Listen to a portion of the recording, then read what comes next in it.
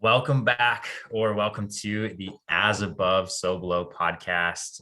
We have a special one for you today, first of hopefully many to come. As always, my name is Gunnar. I'm going to pass it over to our co host, Andrew, and he's going to give us the intro to our special episode. Everyone, Andrew Swasey here. Today, we are going to introduce to you a good friend of mine. I've known him for the past 4, 5 some odd years, 5 years, yeah. And he is someone who I believe embodies what it means to practice self-responsibility. And through our conversations, I've gotten to know a lot about him and understand where he's coming from. And I thought he would be the first guest, or the perfect first guest to come on our show. So without further ado, I'm going to introduce my good friend, Julian. He is visiting, or he's on a call with us from the Netherlands. And we have multiple time zones going on here. I'm here in California. Gunnar's there in Nashville, Tennessee. Julian is at his home in the Netherlands, and he's taking his call from there. So with that being said, Julian Proft is our guest for today. So Julian, good to have you on. How is life over in the Netherlands right now? So first of all, thank you for having me. I really appreciate it. I'm at the moment living in Amsterdam, and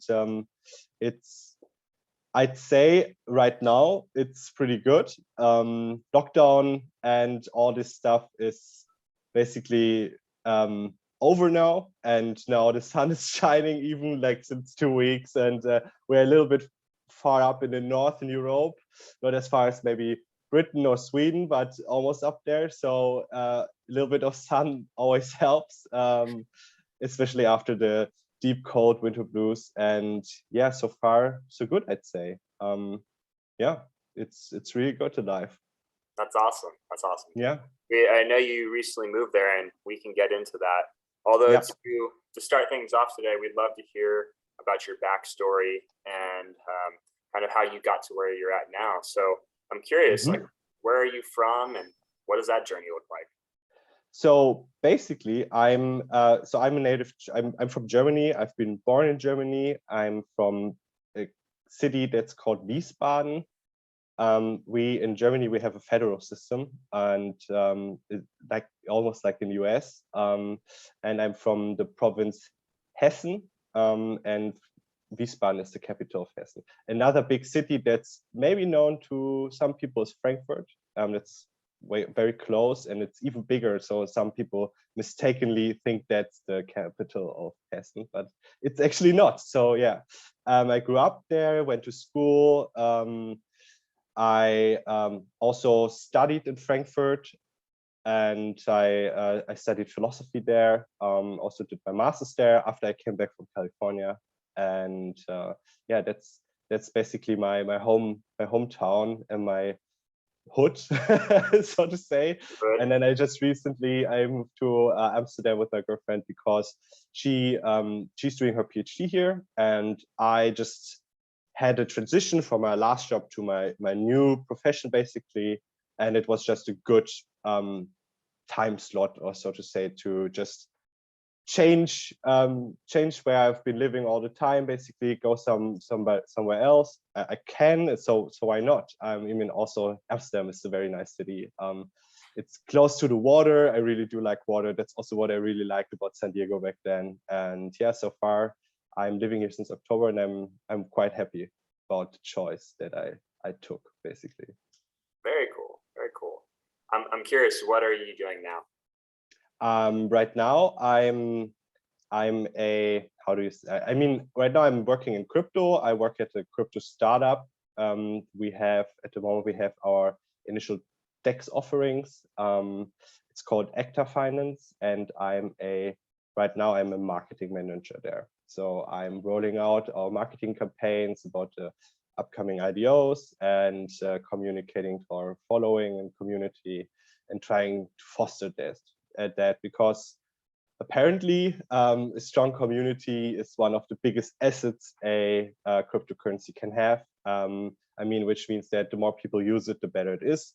makes sense, right? Because, for example, if you have dollars and nobody's using dollars, then it's not worth anything. But if everybody is able to accept dollars, it's just way more valuable, right? So this is the same thing with cryptocurrency. So that's my purpose there at the moment. And I will soon start as a researcher at the Frankfurt School Blockchain Center in Germany, back to my hometown, Frankfurt School. And I will be conducting research about the topics and writing papers and helping out, educating the people about this new technology.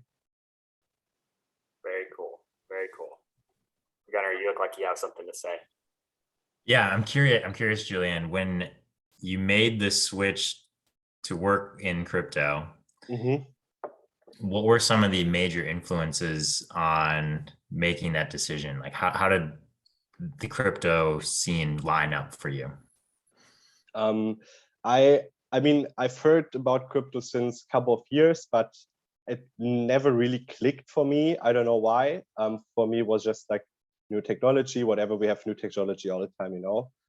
Now, like 4 years later, it's super naive to say that, but I mean, that's how it was. Last year, I was a financial consultant in Germany. I was basically doing financial planning for young professionals, selling insurance, selling financial products to them. And as you might know, the insurance business is not going that well at the moment. And also some of my clients, they started asking questions about crypto, because it's just another form of investing money, right? So it's just from a financial standpoint, it's just an option that you'd really have to at least know something about to be able to assess whether it's worth investing in it or investing into something else, your money. And then I was like, okay, now I have a really purpose to learn about crypto. I started doing online lessons and watched a lot of videos, read books and articles, white papers, and then at some point it just clicked for me. And I really saw the value and worth of it. And then I was like, okay, why not just quit my old job? It was not that well anyway. I mean, it's insurance. So I don't think that insurance, they have a place at the moment in this markets that we have and also in the financial world that we have right now. But that's something else. And then I was like, okay, that's a good thing. I just stop it. And then I start working on a new thing, and then I will eventually get a job there, which I did. So yeah, that was basically my purpose. And I was also thinking, like, I really want to do something that has a future, that's not declining at the moment. And it's also very exciting to be able to kind of, at least it feels a little bit like you're contributing to an emerging technology, which will, as I believe it at least, definitely influence how we will live as humans in a couple of years, I think. Like mobile phones, printing books 500 years ago. I think it might be something like that, but who knows? Excellent. Well, thank you for giving some more context to that. I Sure. personally know little on it. However, the interest is definitely peaked. However, like what we're doing with this podcast, I think is very similar. Is you had an idea and you believed in yourself enough to make the jump and start doing something that entertained you, that was challenging, that had all these different pieces. I'm curious if you have moments that you can look back on, let's say studying, because you studied philosophy, correct? As you were going through your studies, what were some of the major factors that interested you or put you on the path to finish studying philosophy, and now kind of where your philosophy is around what you're doing day to day? I might start a little bit earlier than my bachelor's, actually, maybe. So I think it is definitely something personal to me, philosophy, in a sense, because I'm diabetic since I'm 8 years old. And just as a child, I mean, living with it is fine. You definitely get along. There's a lot of support and medication that makes your life easy livable, I'd say. But when you're a child, you're just wondering, like, why am I the one having that and not the other kids, and then you start asking questions, but there's just no answer for it. Nobody can answer it to you. Yeah, some people find it maybe in God or whatever. I couldn't find it. And but my dad, a couple years later, he gifted me a audiobook. It's called Sophie's World from Jostein Garda, and this book basically is in my opinion, one of the best introductions to philosophy. It really keeps on hammering the fact that philosophy is about asking the right questions, because if we don't ask the right questions, we also won't find the right answer to the problems. And so, yeah, it's so at least I found the philosophy methods of giving myself answers for different things in the world that are happening. And after listening to the audiobook, I just got hooked basically to philosophy. And then I was like, okay, after school, if there's just one thing that really interests me, it's philosophy. So I started doing that. I was also always interested in business, also about maybe being able to be self-employed, build up your own business. So I had a nice bachelor's degree which combined philosophy with economics and management. And there the methods we worked with were like a lot of times it was game theory for one part. We learned just normal business administration stuff. But the game theory thing really hit home after a while. It was really hard for me to get through it. It's a lot of things to learn. You have to calculate things, you have to really understand it. And so it's not as easy as you might think. But I think having this thing really kept me going, and I found my interest there. And I think that game theory is basically about strategy, and I think we will talk about it later as well, so I can take the tangent then. But yeah, game theory is basically the main thing, and also what I kept through my studies. Then I went to California 2017 after I was done with it, and yeah, and then I did my master's in management, because also in strategy, because strategy is the bridge between philosophy and business. And it was just making sense for me to finish my whole studies with strategy, to build the bridge basically between both topics again. Yeah. That's really interesting to hear. I love, to get to a point where we could talk about game theory, because I understand on a very superficial level, although I understand it's very helpful for navigating the world. You mentioned like this author who wrote Sophie's World was a major influential philosopher for you. Were there any other influential philosophers that really helped shape your values and your beliefs moving forward? Yeah, probably. I think one of my professors, Hartmut Klimt, he also was one of the major points that I specifically went to the university that I went to. They had an open day, and I went there. I saw him. I attended one of his lectures, and I was basically hooked. And I think he definitely influenced me. Also, like when I was writing my master's thesis, which is like basically the last thing you do in your studies, I was trying to summarize the things I've learned from him in my thesis as well. So yeah, I'm really honored that I even had him in my studies, and I even had a couple of semesters him as a professor, definitely. And then also Friedrich Nietzsche is one of my OG philosophers that I like to read on the side. I like to read the Stoic philosophers, Seneca, Marcus Aurelius, Demokrit. Yeah, there's a couple, and I mean they're also very nice contemporary sort of philosophers like Albert Camus. He's also a great guy. I really like what he's writing. George Orwell, 1984 is definitely a great book. And yeah, I think those are the philosophers, so to say, that influenced me, I'd say. That's a great lineup right there. So if you're searching for something to read, now you have a bunch of things maybe you can check out. You got my brain going, that's for sure. Nice. Anything come up for you, Gunnar? I love all those authors as well. I think we'd all benefit from revisiting them and continuing to apply those takes and philosophies.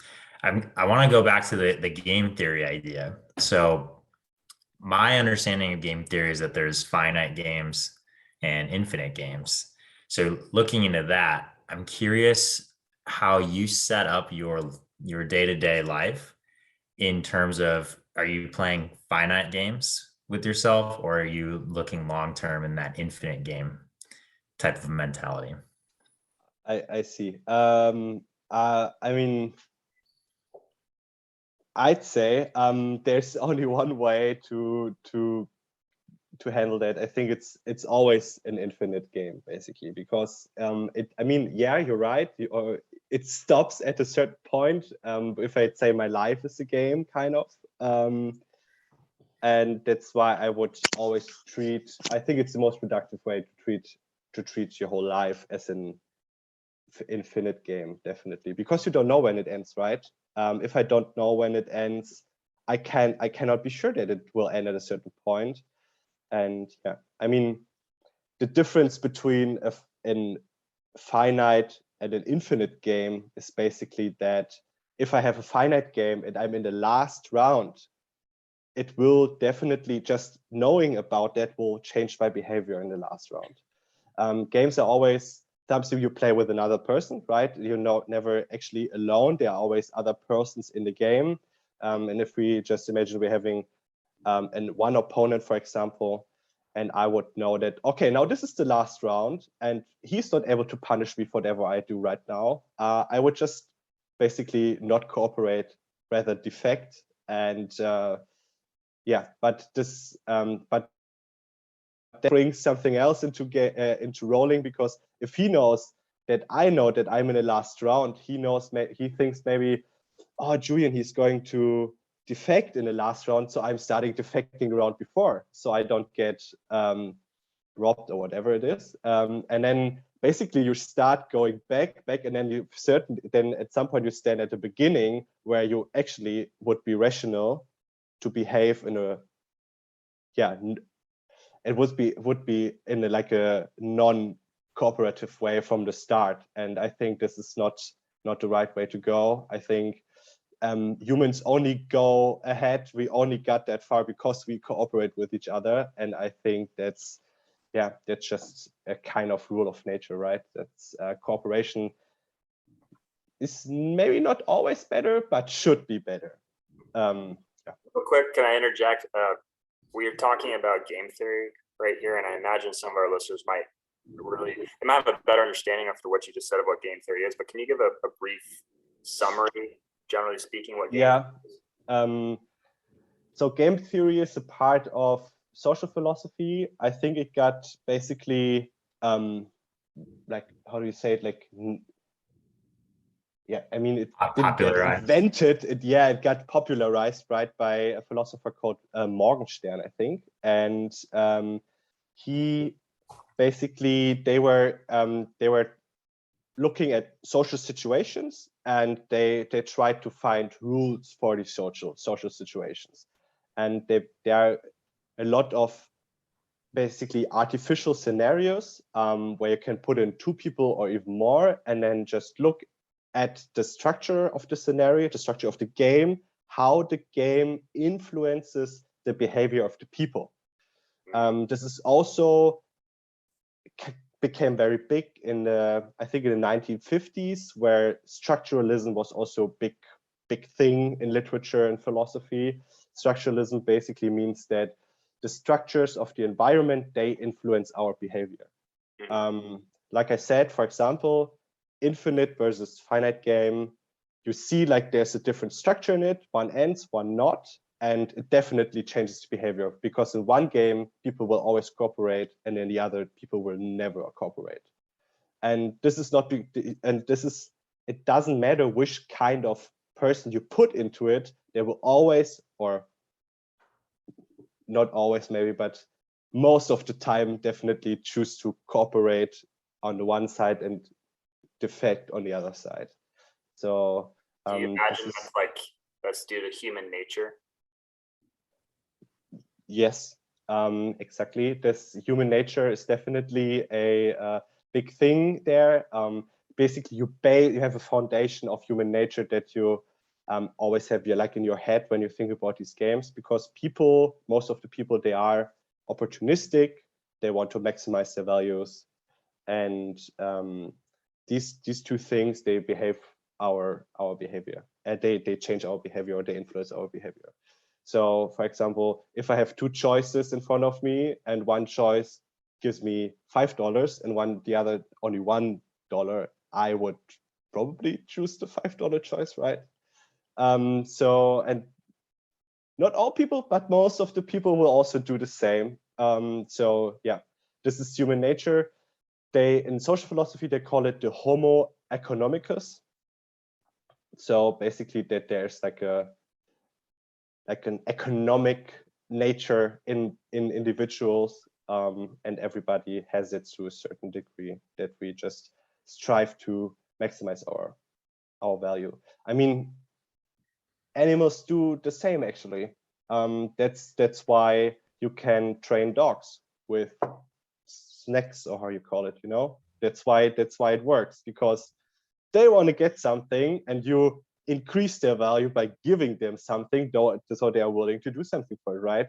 This is just how it is in nature. Very interesting. Yeah. As you talk about finite and infinite games, this is all new concepts to me. I've heard of game theory. I knew very little about it up until this conversation. Yeah. Something we've talked about in the past is this concept of constitutional commitment. And you can go ahead and explain what that is. Although I will preface, does the concept of constitutional commitment, does that intertwine into your perspective and why you try and play infinite games as opposed to finite games? Not really in that sense, because I think this is a different level, like a different meta level of living life.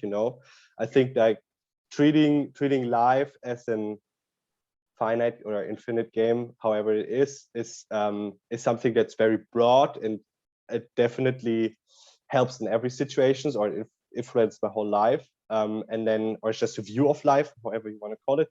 And a constitutional commitment is a certain way, maybe, of dealing with certain social situations. That's how I would see it. So it's like a method, kind of. How would you describe constitutional commitment? So I would describe it basically as, should I tell the Odysseus story right now? Tell the story. I like the story. Yeah, let's go. Yeah, I think it fits very well. We love telling stories on this podcast. So, introduction into Greek mythology. First of all, you asked, what is a constitutional commitment? A constitutional commitment is an action that influences one's behavior in the future.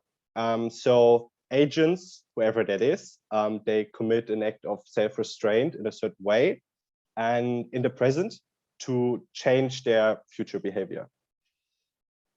So, for example, try to make a diet with a fridge full of cake.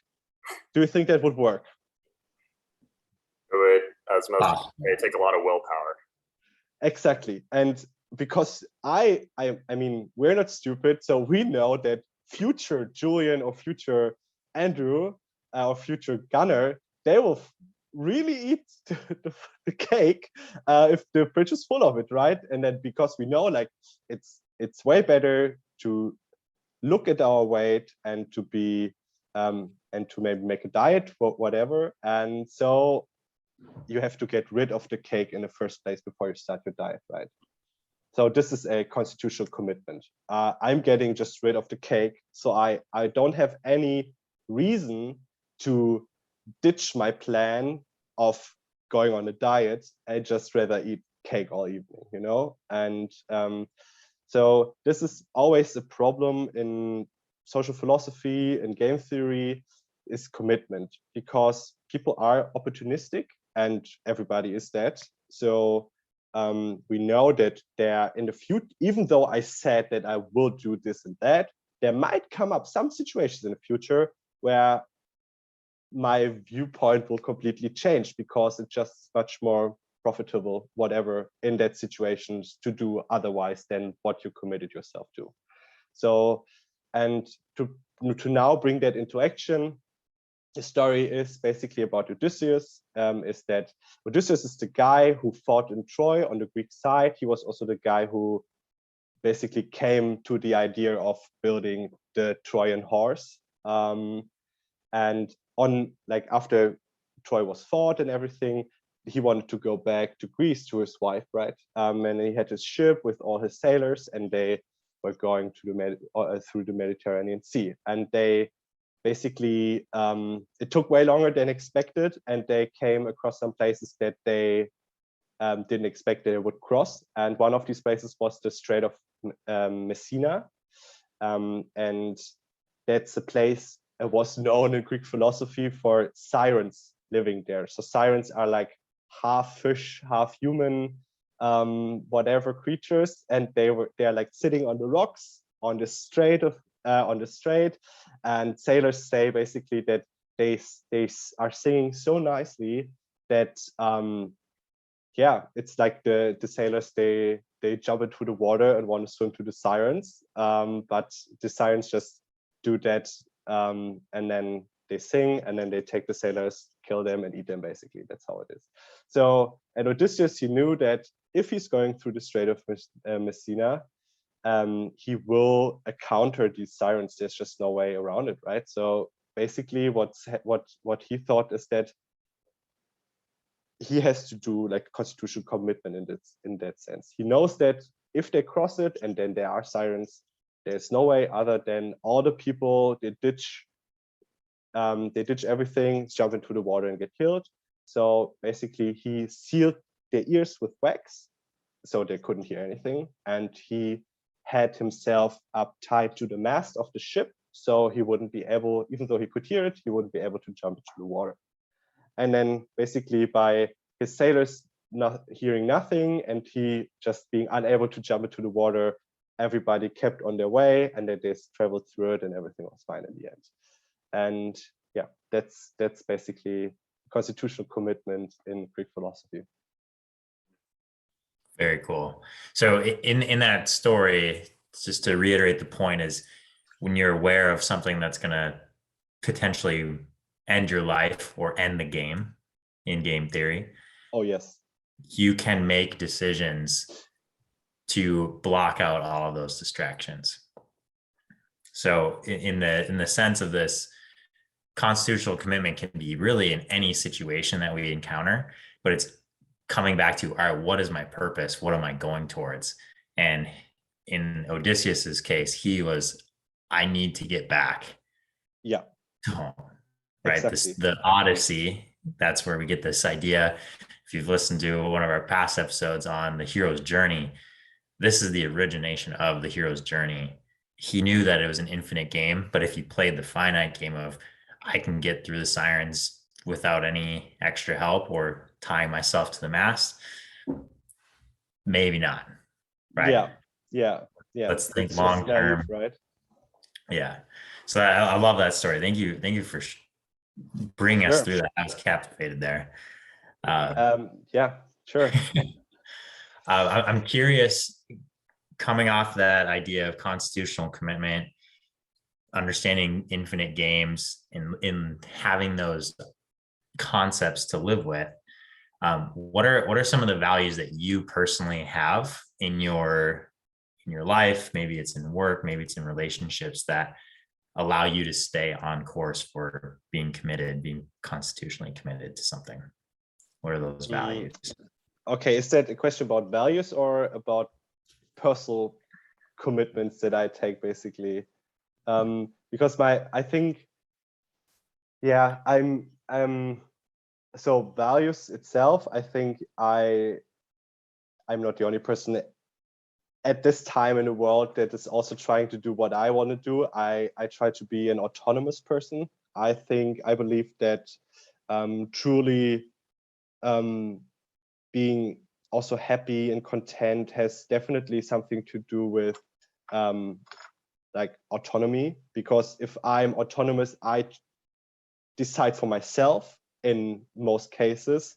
I can only blame myself. So, and also I don't like other people making decisions for me. So I think that's a very powerful thing. I see a lot of people at the moment, also in my social circle, so to say, that are going that way. I think you guys are definitely also going that way. You are self-employed, whatever it is. And I think that's really powerful to make the best of one's life, because you are in control and not somebody else. I think you only have one life, and then you should also be able to choose according how you want it to be. And yeah, so that's one of the values I strive for. So I try to build an autonomous life, however that is. It's not like the normal dream, like, oh, I want to have a house and then live there in 20 years, blah, blah, blah. It's just, however it is, I still try to be as autonomous as I can be. And yeah, I mean, when it comes to constitutional commitments in my personal life, yeah, there's a couple ones. I mean, it also always depends on your willpower, especially. I just have some rules for me that for example, I mean, you were also talking about that in a couple episodes that were already done, that basically,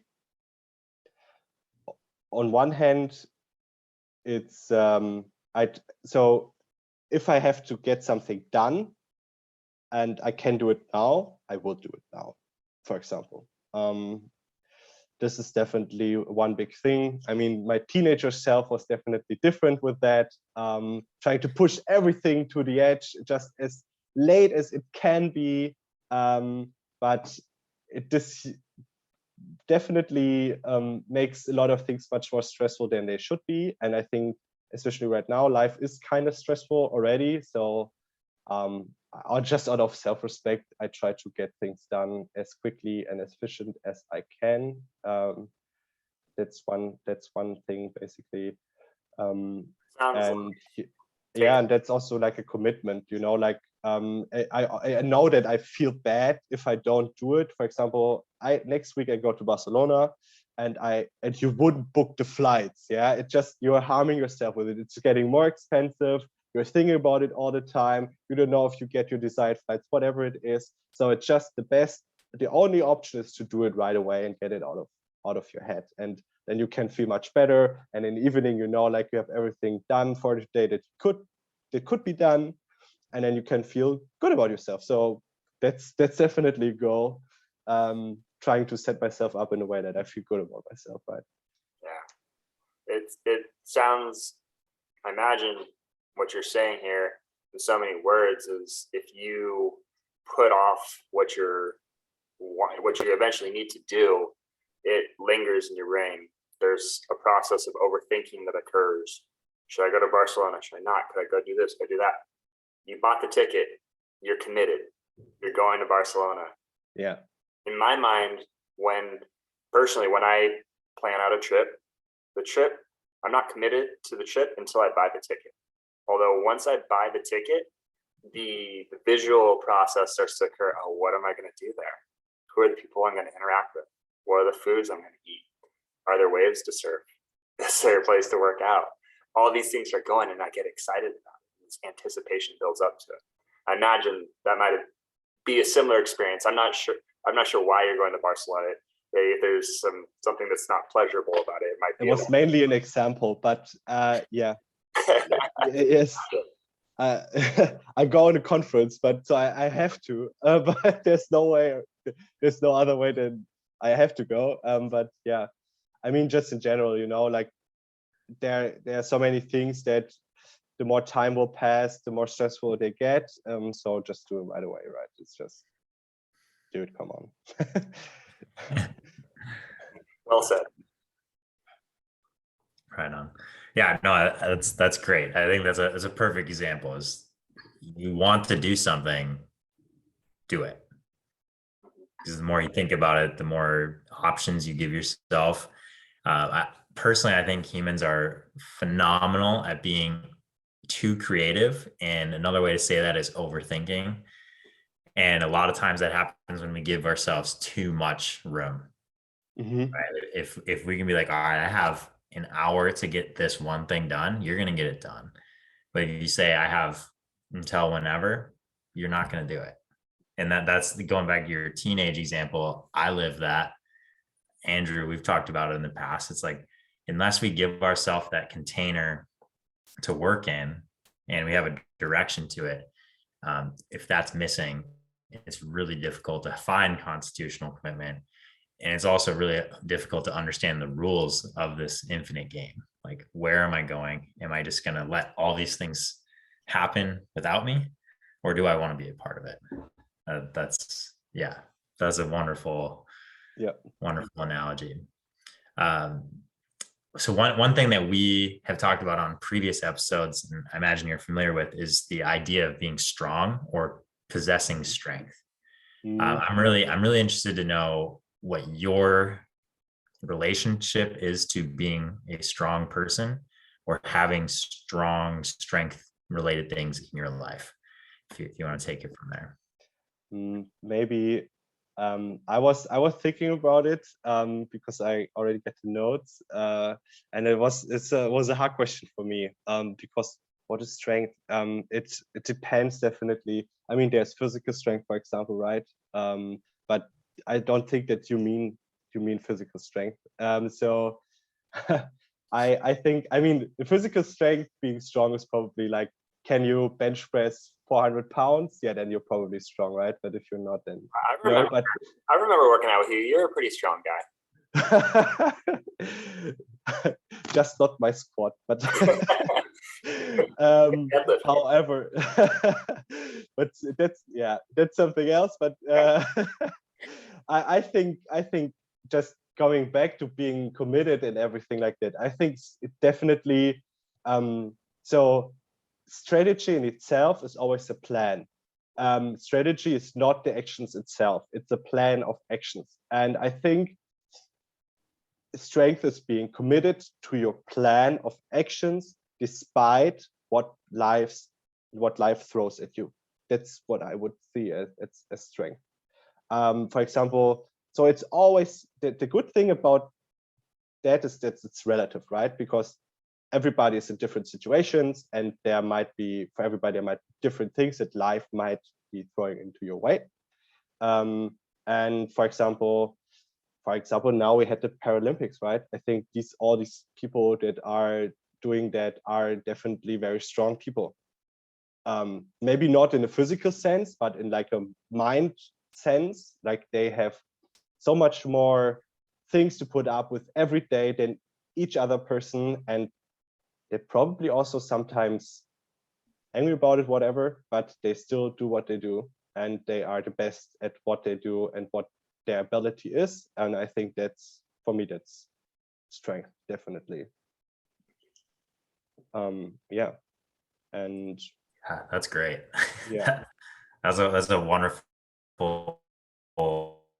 wonderful definition of what it means to possess strength or be strong. And I liked what you touched on there, is it doesn't necessarily have to be physical. It can become physical strength. For what we understand, especially with the name of this podcast being As Above, So Below, if I think I'm going to be a strong person or I'm going to practice strength, my body is going to eventually take that shape. Yeah. And so forth. Like, if I go through and have an injury and I want to overcome it, I'm going to then start thinking differently, unless, things come in the way. Like victim mentality. If I become the victim of an injury that I didn't choose to have, then that's how my body's going to react. That's how my mind is going to view the situations. So the example of the Paralympics is spot on, right? Like they're doing things most likely they were told they couldn't do. Yeah. And that commitment to the self of I'm going to develop myself, whether I get to that point or not, physically, mentally, it all matters. That's beautiful. I don't have much more to add there. That was great. Well, I'm curious, take the conversation a slightly different direction. Something that we talk a lot about on our podcasts are habits and routines, whether they're things you do to get ready for work or our show's about self-responsibility. So habits and practices that you have for yourself. Is there anything that you are currently practicing in the realm of self-care to improve yourself so you can show up as your best self every day? Yeah, I'd say it's a constant battle. I'm not a perfect person. I mean, who is, but that's for me, that's definitely a constant battle. I think everybody has to find their own way, and I'm trying to develop my own way at the moment. And I think it's a lot about balance. I think that everybody has certain needs. Especially like your body has also needs, right? And I think that that's why there's always a balance of everything. I think too excessive about one thing is sometimes also not the right way. So yeah, I try to find balance in like, okay, how do I structure my day? Do I have my obligations? Do I have social stuff going on, maybe meet a friend, go for coffee, for a walk, whatever it is, call a friend, whatever it is. Do I have my self-care, free time, however you want to call it? Do I have time for a hobby? Yeah, I think those things, I try to constantly balance those out. And maybe doing that from each day to day is quite hard, but maybe at a weekly schedule, it's definitely you should be able to put all these things on a weekly scale, to be like, okay, I have to at least one time see a friend or call a friend. I have to maybe go to my sports. I have time. I need to have time for my hobby. I need to have time for my work obligations, whatever it is. And I think then how exactly the healthy balance would look like is maybe different for everybody. But for example, for me, I just have to do some kind of exercise at least 1 or 2 times a week. Right now, for me, that's ideally I go one time on a longer cycling trip, and then on the other time I do kettlebell workout. That's how I try to do it. Yeah. Not powerlifting anymore. Now I'm cycling. Cool. I moved on from Olympic weightlifting and now I'm into surfing. Yeah, awesome. Yeah, it's the next journey. Also, you're in nature, right? It's very better than sitting in a stinky gym all the time. Oh man, I could talk about that the rest of the podcast. Don't get me started. Well, thank you for sharing that, Julian. All these things are super important. I like the word you used there, balance, and a synonym I like to use sometimes instead of balance is harmony. Life is rarely the same day to day, and to create this experience where we can have all these things that nurture ourselves, like relationships, responsibilities, self-care, however all that looks, it's constantly shifting, right? And sometimes like things take more of our attention and our time than others. Although if we neglect that self-care and we put all of our attention and focus and responsibilities, and we do that for too long, eventually we become out of balance and something is disharmonious there. And I imagine everyone has an experience in their life where they can relate to that, and the pendulum has to swing hard back to the other way to counterbalance it, right? It reminds me a lot of the Tao, and walking the center and walking the line, right? Where you can apply that concept in so many ways. And although it takes tons of awareness and tons of mindfulness and applying that, and then using the discernment, like we brought up before, to then to take action on things. So I wanted to throw that out there, and I want our listeners go through that similar process. Yeah. Anything to add there, Gunnar? That's another good example of understanding, if you know what you're going for and you know what you want, and you spend time, like Julian was saying, not necessarily day to day, but having time to detach, look ahead. All right, this is what my week looks like. I can structure that out. A lot of the time that we may spend just reeling and trying to overthink again in that over analytical space can be eliminated by giving ourselves a longer term view. Again, looking ahead. All right, these are things that I need to get done, obligations. These are the responsibilities I have for work and bettering my skills. These are also the things that allow me to decompress. These are things that allow me to find more inspiration or creativity for all of these other things. And having that balance is important.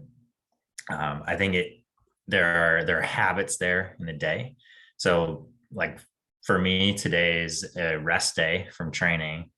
And that also means I'm going to do all the things I haven't done all week, like clean the kitchen, clean the floors, do the laundry, and have those things rolling.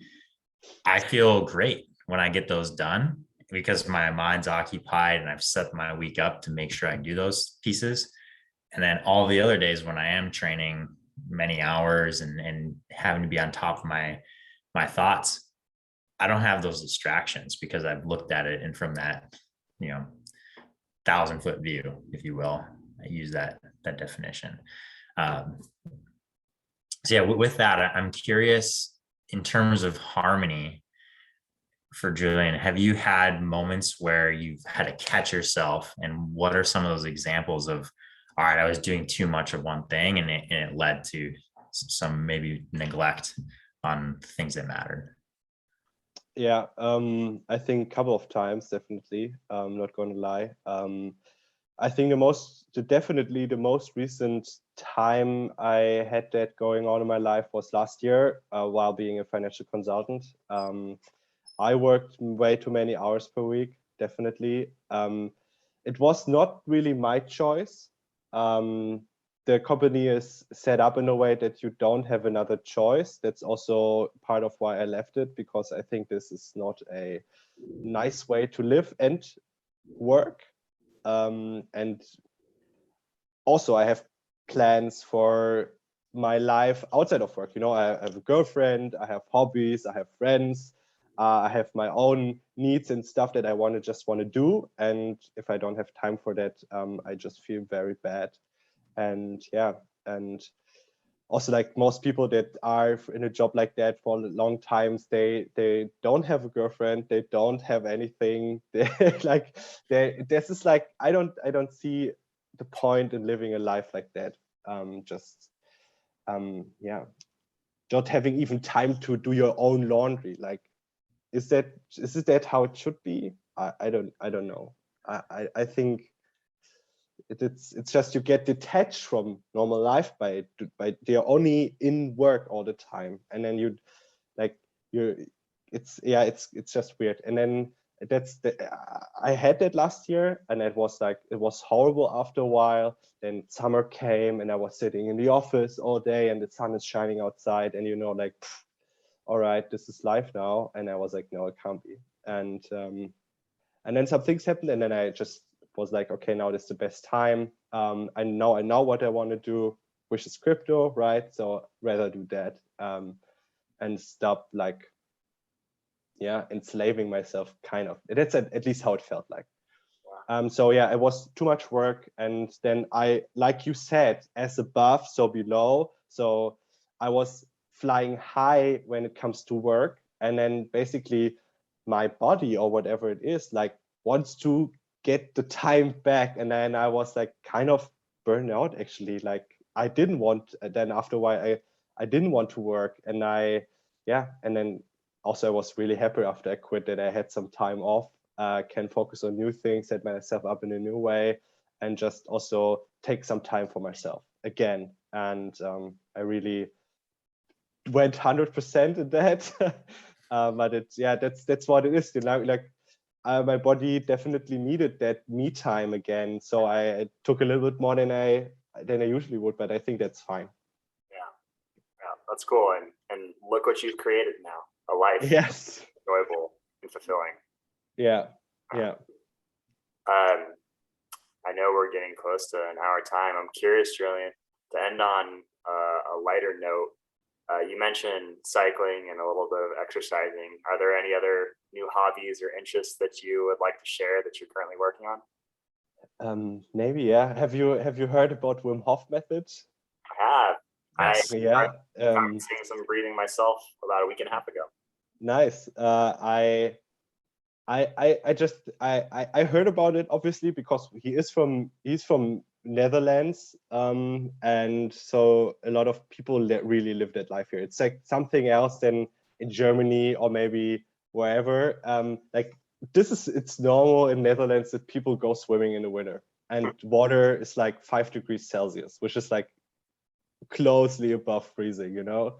Yes. And people just go to the lake. I have a lake here. It's like 50 minutes away with like my bike, and in December there are people like swimming there every morning, every morning. And I was like, dude, sounds crazy, and it actually is crazy. And then I also started doing it once a week, but that's how I try to get into it. I mean, December was kind of tough. I didn't go that much, also in January not, but since 2 weeks I started going again to the lake and taking like a 2-minute dip, which is already kind of crazy. And but then you feel, it's crazy how you feel. It's like when your head gets clogged up by everything that happens all day, and then if you're just in the water, like really cold water for a minute or so, it's like your head is free. It's like unclogged. All the clouds, they just go. It's crazy. This is because there's a physical reaction to that. It's dopamine that gets put out by your body basically as a reaction to that. So it's nothing you have to really force yourself. You just need cold water, and then your body will automatically react to that by basically rewarding you with a nice feeling afterwards. Excellent. So you've been practicing that for a while, a good amount of time now. Yeah, I started taking cold showers last year, and then I mean, we moved here in October.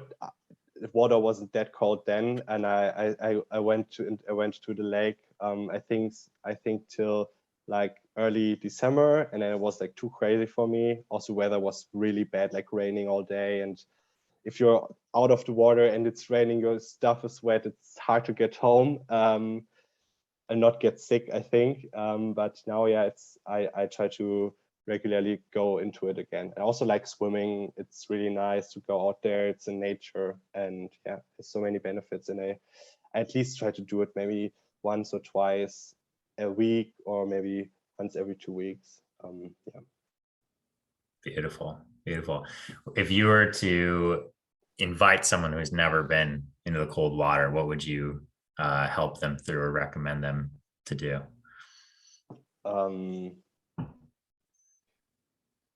It's mostly, I think, a matter of actually doing it, because I mean, there are some precautions that you should take. I mean, I wouldn't just go in the middle of a sea on a boat and then jump into the water, because if something goes wrong, you can't be saved, right? So I would start maybe going to a beach, or it's easy to get into the water. Start by putting your legs in first, then your arms, maybe wash your face with the water, and then you already feel like okay. And then after like all your extremities are already wet kind of and cold, like then it's like, okay, I just now have to put my rest of my body into the water, and then it's not as a big step as just like jumping right into the water. I think it's also not recommended because when it gets very cold, there could be some danger with like heart failure or whatever it is. There some people might have any like precursing illnesses, whatever it might be, and it might cause some problems. So I would rather like start slow, maybe go on a beach or whatever it is, where you can just go into the water. When you're feeling bad, you can just go out of the water. It's very, very easy if something gets wrong to be still safe, you know. So that's the thing. Or if I do it my first time, I just wouldn't like start swimming 5 minutes and you're like, oh no, I'm too cold and I can't get back. This is not the situation you want to get yourself into. Yeah. Nice there. But in the end, it's just doing, right? It's just doing it. Like it always is, probably. Also, like when you're surfing, it's just, do I take the wave or not? And if you don't take it, nothing happens, right? So yeah, you rather take it and try it out. This morning surfing, I caught some great waves, although I overthought a little bit and missed some really good ones too. It's all part of the process though. Yeah, I think so. Yeah. And then next time you're maybe like, dude, last time I missed like 2-3 nice waves, so this time it shouldn't happen again, right? And then you just take them. Yeah, I keep it's a practice. My balls get a little bit bigger every time I go out. Just kidding. Depending on how cold it is, right? Yeah. Yes, that's why if I go to the water, it's usually the other way around. Actually. I got a wetsuit on, so that definitely helps. Although, yeah, That's true. Yes.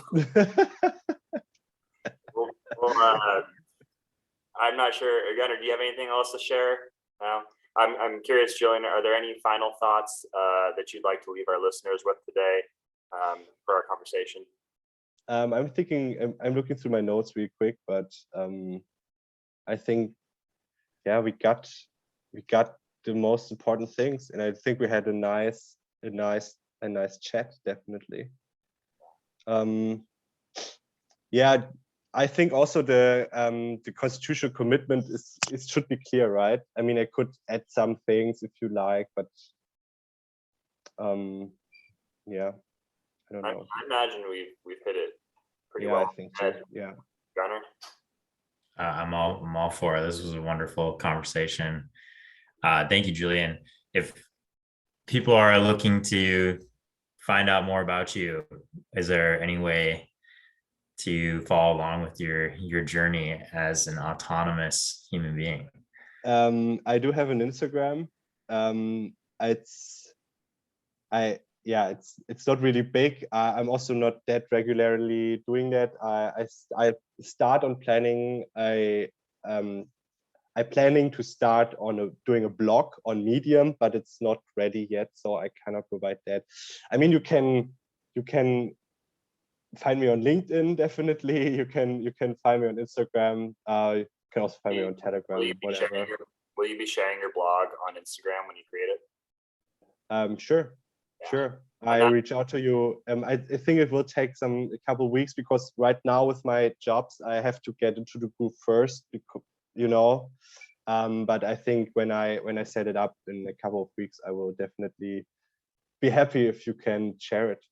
Of course, our podcast will be releasing in a couple of weeks, so imagine it'll be perfect timing. What would the Instagram handle be for them to reach you at? It's Julian Alexander ___. We will tag you in some of the posts leading up to the episode. So I send you the link. There, yeah. Yeah. Thank you. Beautiful. All right. With that, I think this is a wonderful place to wrap up. If you're one of our loyal listeners and you have comments or maybe you have suggestions for other people we can interview, please let us know. If you're looking to get connected with me, my name is Gunnar Regan. You can find me on Instagram at Gunnar Regan or at Animus Coach, ANIMUS Coach. That's where you can find out more about what I do in mindset training, as well as physical training and how they blend together to make people stronger from the core. So Andrew, where can people find you? People can find me at my new Instagram handle, same page, new handle, Andrew.Swasey. That will be my personal page.